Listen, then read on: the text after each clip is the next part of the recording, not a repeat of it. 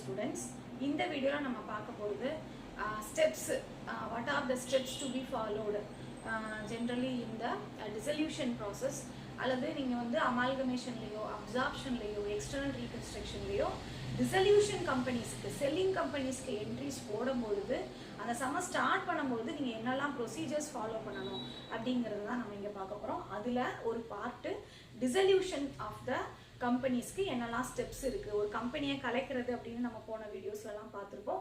அந்த மாதிரி கலைக்கணும் அப்படின்னா என்னெல்லாம் ப்ரொசீஜர்ஸ் நம்ம ஃபாலோ பண்ணணும் அதை தான் நான் இங்கே சொல்ல போகிறேன். யூஸ்வலாக எல்லாரும் எப்படி ஹேண்டில் பண்ணுவாங்க அப்படின்னா ஸ்பெசிமன் என்ட்ரிஸ் கொடுப்பாங்க. ஸ்பெசிமன் என்ட்ரிஸ் ஜென்ரலாக நம்ம கிளாஸில் கொடுப்போம். ஸ்பெசிமன் என்ட்ரிஸை எழுதி போட்டுட்டு அந்த ஸ்பெசிமன் என்ட்ரிஸை வச்சு நம்ம சம் வந்து டீல் பண்ணுவோம். அது வந்து நார்மல் ப்ரொசீஜர்.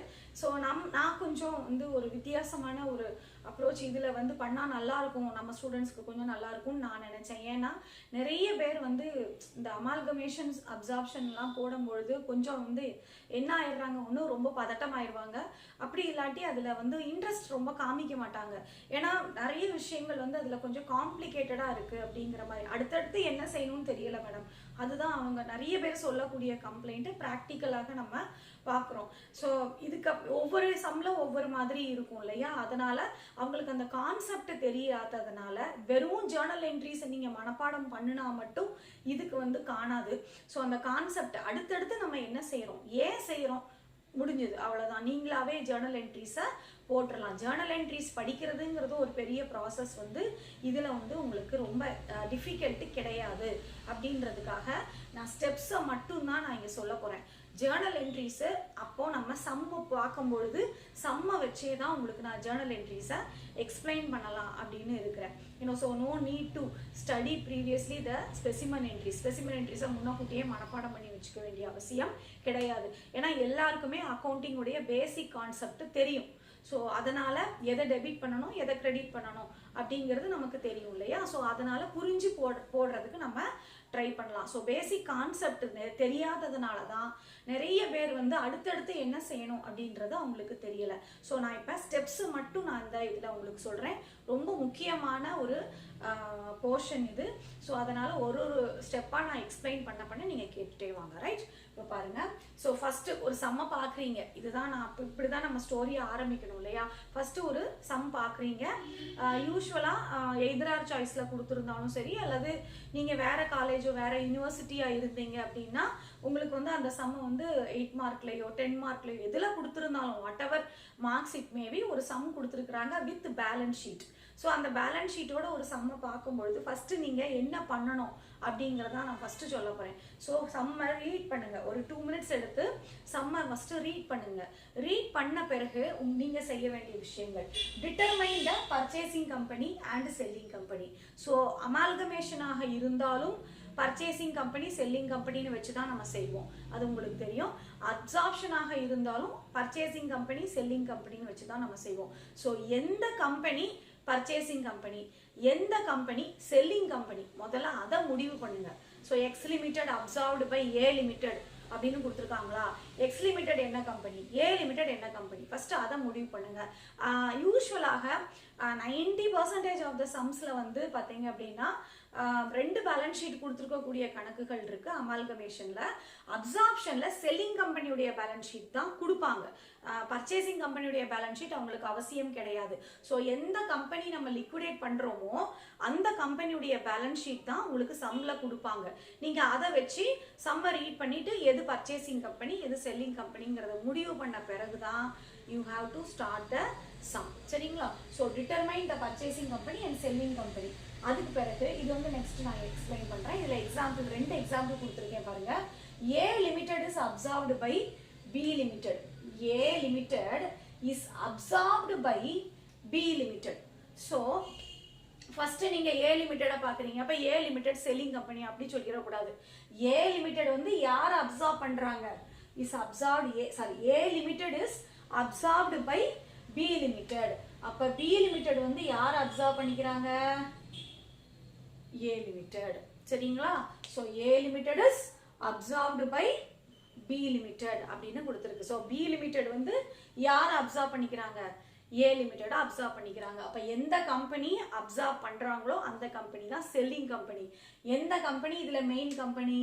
B limited. அப்போ பி லிமிடெட் தான் பர்ச்சேசிங் கம்பெனி. இது வந்து அப்சார்ப்ஷனாக இருந்தால் அதை நீங்கள் எப்படி முடிவு பண்ணிக்கலாம். அல்லது டேக் ஓவர் அப்படின்னு இருக்கும்.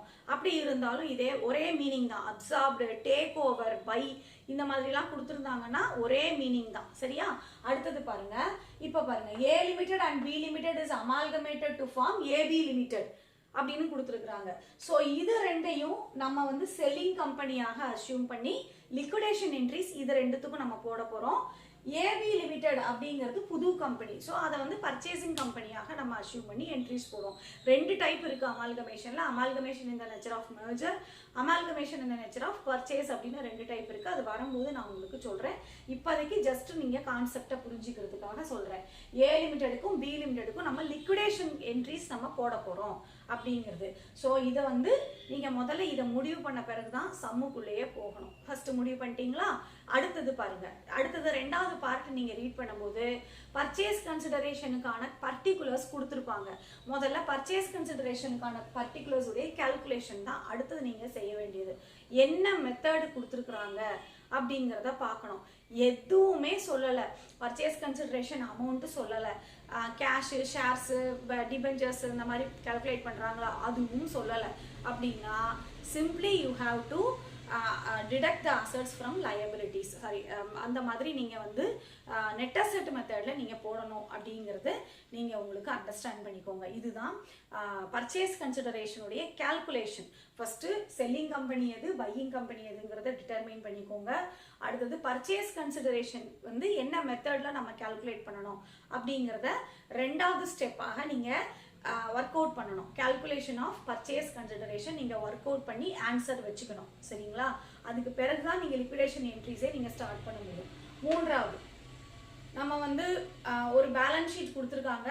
அந்த பேலன்ஸ் ஷீட்டில் உள்ள கம்பெனியை நம்ம லிக்விடேட் பண்ண போகிறோம் அப்படிங்கிறத நான் சொல்லிட்டேன். இப்போ அந்த இதில் உள்ள அசட்டு, லயபிலிட்டியெல்லாம் நீங்கள் காலி பண்ணணும். அதாவது டிரான்ஸ்ஃபர் பண்ணணும் இல்லையா? இப்படி அஷ்யூம் பண்ணிக்கோங்க. ஒரு வீடை நம்ம மாற்றி இன்னொரு இடத்துக்கு நம்ம கொண்டு போகிறோம் அப்படின்னா அந்த வீட்டில் உள்ள பொருட்கள் எல்லாத்தையும் தூக்கி இன்னொரு வீட்டுக்கு நம்ம சேஞ்ச் பண்ணுவோம், மாற்றுவோம். சில பொருட்களை நம்ம வேண்டாம் அப்படின்னு சொல்லி அங்கேயே நம்ம வந்து என்ன செஞ்சுட்டு வந்துடுவோம் அப்படின்னா ரீசேல் பண்ணுவோம். இல்லை ஸ்கிராப் இருந்துச்சுன்னா வித்துட்டு வந்துடுவோம். புதுசாக அந்த பழைய பொருட்கள்லாம் நம்ம என்ன செய்ய மாட்டோம், புது வீட்டுக்கு கொண்டு போகணும்னு நினைக்க மாட்டோம். இது வந்து பேசிக்காக எல்லாருக்கும் உள்ள அந்த ஒரு இது. அதே போல தான் இங்கேயும் புதுசாக நம்ம அந்த பேலன்ஸ் ஷீட்டை நம்ம இப்போ காலி பண்ணணும். காலி பண்ணணும்னா என்ன பண்ணணும்? அப்போ பர்ச்சேசிங் கம்பெனி வந்து என்னெல்லாம் அசட்ஸ் அவங்க கையில் எடுத்துகிட்டு போகிறாங்க, சரிங்களா? லயபிலிட்டிஸ் என்னெல்லாம் அவங்க டிஸ்சார்ஜ் பண்ண போகிறாங்க, இந்த ரெண்டு விஷயம் அதில் கொடுத்துருப்பாங்க. ஸோ எதெல்லாம் அவங்க எடுத்துகிட்டு போகிறாங்களோ அதெல்லாம் நீங்கள் ரியலைசேஷன் அக்கௌண்ட் அப்படின்னு ஒரு காமன் அக்கௌண்ட்டுக்கு மாற்றணும். இதுதான் மூன்றாவது. ஸோ பர்ச்சேஸ் கன்சிடரேஷன் கால்குலேட் பண்ண பிறகு இந்த ரியலைசேஷன் அக்கௌண்ட்டுக்கு எதெல்லாம் பர்ச்சேசிங் கம்பெனி எந்த அசட்ஸு எந்த லயபிலிட்டிஸ் எல்லாம் அவங்க எடுத்துகிட்டு போகிறாங்களோ அதை ரியலைசேஷன் அப்படின்னு ஒரு அக்கௌண்ட், காமன் அக்கௌண்ட், அதுக்கான ஃபார்மெட் நான் இங்கே கொடுத்துருக்கேன், அது பின்னாடி எக்ஸ்பிளைன் பண்ணுறேன்.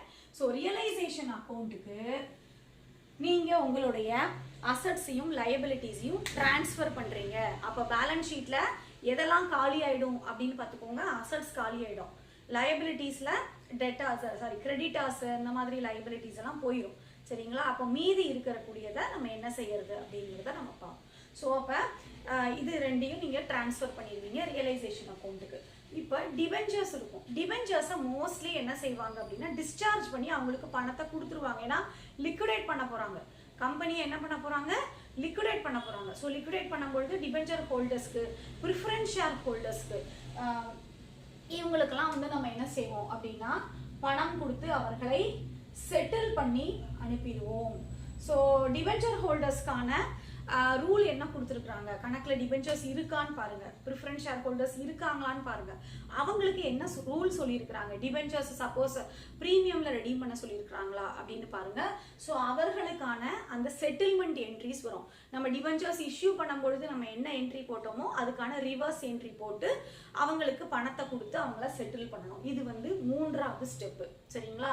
டிபெஞ்சர்ஸ் அல்லது ப்ரிஃபரன்ஸ் ஷேர் ஹோல்டர்ஸ் இருந்தாங்கன்னா அவங்களுக்கு நம்ம பணம் கொடுத்து அனுப்புறது. நாலாவது பர்ச்சேஸ் கன்சிடரேஷனை ரிசீவ் பண்ணுறது. பர்ச்சேஸ் கன்சிடரேஷன் நமக்கு தருவாங்க இல்லையா, அதை ரிசீவ் பண்ணுறது. யூஸ்வலாக இதை முடிச்சுட்டு தான் டிபெஞ்சர்ஸ்க்கு நம்ம பணம் கொடுப்போம். ஸோ அதனால் நீங்கள் இது எப்படி வேணால் நீங்கள் போட்டுக்கலாம். பர்ச்சேஸ் கன்சிடரேஷனை ரிசீவ் பண்ணுறது, என்ன அமௌண்ட்டோ அந்த அமௌண்ட்டு என்ன ஃபார்மில் ரிசீவ் பண்ணுறது. அதான் இங்கே நம்பர் 2ன்னு போட்டிருக்கேன். 2 என்ட்ரி வரும். ஒன்று பர்ச்சேஸ் கன்சிடரேஷன் டியூ என்ட்ரி வரும், அதுக்கு அடுத்தது அதை என்ன ஃபார்மில் நம்ம ரிசீவ் பண்ணுறோம். நெட் பேமெண்ட் மெத்தடாக இருந்தால் கேஷாக கொஞ்சம், ஷேர்ஸாக கொஞ்சம், டிபெஞ்சர்ஸாக கொஞ்சம் அப்படின்னு நம்ம பார்த்தோம் இல்லையா, அந்த method of receiving the purchase consideration. இதுக்கு 2 என்ட்ரி நமக்கு ரிசிப்ட் ஆஃப் பர்ச்சேஸ் கன்சிடரேஷனுக்கு வரும். ரைட்டா? ஸோ இது ஃபுல்லாகவே உங்களுக்கு புரிஞ்சிருக்கும் அப்படின்னு நினைக்கிறேன். இப்போ பர்ச்சேஸ் கன்சிடரேஷன் வரைக்கும் நம்ம ரிசீவ் பண்ணியாச்சு. டிபெஞ்சர்ஸ் இருந்தாங்கன்னா அவங்களுக்கு நம்ம பணத்தை கொடுத்து அனுப்பியாச்சு. இப்போ எடுத்துட்டு போகிற அசட்ஸை நம்ம என்ன பண்ணிட்டோம் அப்படின்னு கேட்டிங்கன்னா ரியலைசேஷன் அக்கௌண்ட்டுக்கு மாற்றிட்டோம். எடுத்துட்டு போகாமல் வச்சுருப்பாங்க இல்லையா அசட்டு, அதை நம்ம வித்துறோம். ஸோ அந்த மாதிரி அசட்டை வித்துட்டு அதோடைய இதை வந்து நம்ம ரியலைசேஷன் அக்கௌண்ட்டுக்கு நம்ம ட்ரான்ஸ்ஃபர் பண்ணணும். Asset sold by the vendor company, not taken over அசட்டோ லைபிலிட்டி, இந்த 2ஐயுமே நம்ம செட்டில் பண்ணி அதுக்கான என்ட்ரிஸை நெக்ஸ்ட் நம்ம போட்டுக்கணும். இப்போ பேலன்ஸ் ஷீட்டில் ஒன்னொன்னா காலியாகிக்கிட்டே வருது பாருங்க. இப்போ அசட்டு அவங்க கொண்டு போகிறதையும் நம்ம ட்ரான்ஸ்ஃபர் பண்ணியாச்சு, டிபெஞ்சர்ஸ்க்கு பணம் கொடுத்தாச்சு, ப்ரிஃபரன்ஸ் ஷேர் ஹோல்டர்ஸ்க்கு பணம் கொடுத்தாச்சு. இப்போ அடுத்தது என்ன வருது, அசட் அவங்க கொண்டு போகாத அசட் இருக்கு இல்லையா, அதையும் நம்ம காலி பண்ணியாச்சு.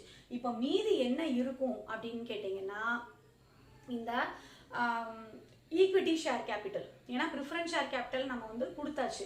Equity share capital are the owners of the company. So அவங்களுக்கு நீங்கள் பணத்தெல்லாம் கொடுத்து அனுப்ப முடியாது, மிச்சம் மீதி இருக்கிறத பிரித்து எடுத்துக்க வேண்டியதுதான். ஸோ அதனால் இங்கே ஷேர் கேபிட்டல் அப்படின்னு நான் மென்ஷன் பண்ணுறது ஈக்விட்டி ஷேர் கேபிட்டல் தான். சரியா? ஸோ ஈக்விட்டி ஷேர் கேபிட்டல் இருக்கும், அக்யூமுலேட்டட் ப்ராஃபிட்ஸ் இருக்கும், ப்ராஃபிட் அண்ட் லாஸ் அக்கௌண்ட் அப்படின்னு லயபிலிட்டி சைட்டில் மென்ஷன் பண்ணியிருப்பாங்க இல்லையா, அது வந்து அக்யூமுலேட்டட் ப்ராஃபிட்ஸ், ரிசர்வ்ஸ், இது எல்லாமே லயபிலிட்டி சைடில் இருக்கும். இதை பூரா எங்கே ட்ரான்ஸ்ஃபர் பண்ணணும் அப்படின்னா ஈக்விட்டி ஷேர் ஹோல்டர்ஸ் அக்கௌண்ட்டுக்கு ட்ரான்ஸ்ஃபர் பண்ணணும். சிமிலர்லி அசட் சைடில் இருக்கக்கூடிய accumulated losses, profit and loss account, preliminary expenses, அந்த மாதிரி ஐட்டம்ஸ் எல்லாம் இருந்துச்சுன்னா அதையும் ஈக்விட்டி ஷேர் ஹோல்டர்ஸ்க்கு மாற்றணும். இதுதான் மீதி இருக்கும். ஸோ அசட்டை கொடுத்துட்டீங்க, ப்ரிஃபரன்ஸ் ஷேர் ஹோல்டர்ஸை கொடுத்துட்டீங்க, டிபெஞ்சர்ஸையும் கொடுத்துட்டீங்க, இப்படி ஒன்னொன்னா காலி பண்ணிட்டே வரும்போது இதுதான், இதெல்லாம் பெரிய பெரிய அமௌண்ட்டு, இதெல்லாம் மிச்சம் இருக்கும் இல்லையா, இதையும் மொத்தமாக எதுக்கு மாத்திரம் ஈக்விட்டி ஷேர் ஹோல்டர்ஸ் அக்கௌண்ட்டுக்கு மாற்றிடுறோம். ஸோ மொத்த பேலன்ஸ் ஷீட்டும் இப்போ காலி.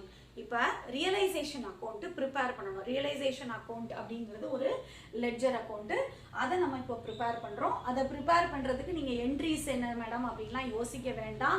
ஸோ ஏன்னா டேரக்ட் சில சமயங்களில் லெட்ஜர் அக்கௌண்ட்ஸ் கொடுத்தாங்கன்னா ரியலைசேஷன் அக்கௌண்ட்டு மட்டும் உங்களுக்கு ப்ரிப்பேர் பண்ண தெரியும். சரியா? So debit side all the assets நீங்கள் மாற்றி கொண்டு வரீங்க இல்லையா, ட்ரான்ஸ்ஃபர் பண்ணுறீங்க இல்லையா, அந்த அசட், அதை மாதிரி ட்ரான்ஸ்ஃபர் பண்ணக்கூடிய லயபிலிட்டிஸ், இது வந்து கிரெடிட் சைடு. அதே மாதிரி கிரெடிட் சைடு பர்ச்சேஸ் கன்சிடரேஷன் எழுத மாட்டீங்க, கம்பெனியோடைய பேர். Suppose if the purchasing company is a limited அப்படின்னு எழுதுவீங்க. சரியா? ஸோ இது வந்து பர்ச்சேஸ் கன்சிடரேஷனுடைய ரிசிப்ட்டுக்கு. இது வந்து realisation expenses selling company bear பண்றதாக இருந்தாங்க அப்படின்னா realisation account debtor to bank அப்படின்னு சொல்லி நீங்க ரியலைசேஷன் அக்கௌண்ட்ல நீங்க என்ட்ரி போடணும். இது வந்து எதுக்கு அப்படின்னா டிபெஞ்சர் ஹோல்டர்ஸ்க்கு பிரீமியத்துல அமௌண்ட் கொடுக்கறதா இருந்தாங்க அப்படின்னா அவங்களுக்குடைய பிரீமியத்தை நம்ம ரியலைசேஷன் அக்கௌண்ட்ல இருந்தா எடுத்து கொடுப்போம். ஸோ இவ்வளவுதான் ரியலைசேஷன்ல. இதை பேலன்ஸ் பண்ணிட்டு டெபிட் சைடு வந்தா ப்ராஃபிட், கிரெடிட் சைடு வந்தா லாஸ். ஸோ டெபிட் சைடு வந்துச்சுன்னா டு ஈக்விட்டி ஷேர் ஹோல்டர்ஸ் அப்படின்னு எழுதிப்பீங்க, கிரெடிட் சைடு வந்துச்சுன்னா பை ஈக்விட்டி ஷேர் ஹோல்டர்ஸ். அவ்வளோதான். ஸோ இதுதான் ரியலைசேஷன் அக்கௌண்ட்டுடைய ஃபார்மெட்டு. சரியா? ரியலைசேஷன் அக்கௌண்ட்டுடைய format if profit or loss வந்த ப்ராஃபிட்டோ லாஸோ ரெக்கார்ட் பண்ணிடுறீங்க. இப்போ ஃபைனல் செட்டில்மெண்ட்டுங்கிறது கடைசியாக ஈக்விட்டி ஷேர் ஹோல்டர்ஸ்ல இருந்து போகக்கூடிய அந்த அவங்களுக்கு போகக்கூடிய அந்த செட்டில்மெண்ட்டு, அதோட சம் முடிஞ்சுது. ஸோ இதுதான் லிக்விடேஷனுக்குள்ள ப்ராசஸ். நீங்கள் செய்ய வேண்டிய ப்ராசஸ், ஒரு சம்மை பார்த்த உடனே நீங்கள் செய்ய வேண்டிய ப்ராசஸ் இதுதான். ஸோ இதே போல் பர்ச்சேசிங் கம்பெனிக்கும் இருக்கு. ஸோ இந்த வீடியோ நீங்கள் பாருங்க, எழுதி வச்சுக்கோங்க. ஜேர்னல் என்ட்ரிஸ் தெரியல அப்படின்னு நீங்கள் கன்ஃபியூஸ் ஆக வேண்டாம். நான் நெக்ஸ்ட் சம்மு நடத்தும் போது உங்களுக்கு ஒவ்வொரு ஜேர்னல் என்ட்ரிஸாக நான் எக்ஸ்பிளைன் பண்ணி நடத்தும் போது உங்களுக்கு தன்னால் அது உங்களுக்கு அண்டர்ஸ்டாண்ட் ஆகிடும். இந்த ப்ரொசீஜரை நீங்கள் நல்லா மனசில் வச்சுக்கிட்டீங்க அப்படின்னாலே அடுத்தடுத்து என்ன செய்யணும் அப்படிங்கிறது உங்களுக்கு தெரிஞ்சிடும். சரிங்களா? ஸோ கார்பரேட் அக்கௌண்டிங் பிளேலிஸ்ட் நான் உங்களுக்கு டிஸ்கிரிப்ஷன் பாக்ஸில் கொடுக்குறேன். மெத்தட்ஸ் ஆஃப் கால்குலேட்டிங் பர்ச்சேஸ் கன்சிடரேஷனையும் கொடுக்குறேன். நீங்கள் பாருங்கள். பார்த்துட்டு நம்ம சப்ஸ்கிரைப் பண்ணாதவங்க இந்த சேனலை சப்ஸ்கிரைப் பண்ணிக்கோங்க. ஃப்ரெண்ட்ஸ்க்கு ஷேர் பண்ணுங்கள். வீடியோ பிடிச்சிருந்துச்சு அப்படின்னா லைக் பண்ணுங்கள். மறக்காமல் ஸ்டெப்ஸை எழுதி வச்சுக்கோங்க. அப்போ தான் நம்ம அடுத்தடுத்து நான் உங்களுக்கு கான்செப்ட் நான் சொல்லும் போது அது உங்களுக்கு அண்டர்ஸ்டாண்ட் ஆகி நீங்கள் சம்மு போட ஆரம்பிக்க முடியும். So thank you.